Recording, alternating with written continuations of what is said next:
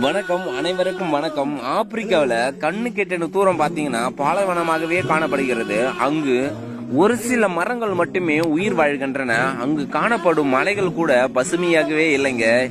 இந்த நிலையை மாற்ற வேண்டும் என்று அங்கிருக்கிற மக்கள் எல்லாம் முடிவெடுக்கிறாங்க. முடிவெடுத்து அரை வட்டமாக 5 அடி தூரத்துக்கு 3 அடி ஆயம் இருக்கிற மாதிரி எண்ணிக்கை அடங்காத பல ஆயிரம் குழிகளை வெட்டுறாங்க.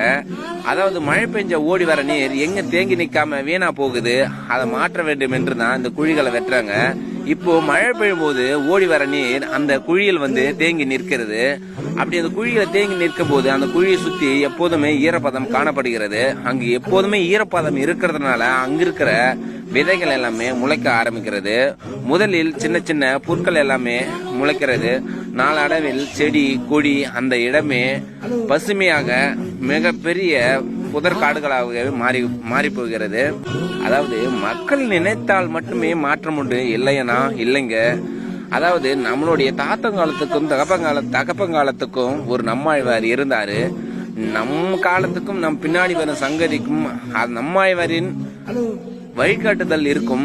ஆனா நாமளும் நம்மாழ்வார் போல் மாறிட்டா பசுமையே நம்ம பாக்கெட்ல அப்படின்னு சொல்லிக்கலாங்க. அதாவது இயற்கையை நம்ம குறையாம பார்த்துக்கிட்டோன்னா நமக்கு இன்பத்தை எப்பவுமே குறையாம இயற்கை தரும்.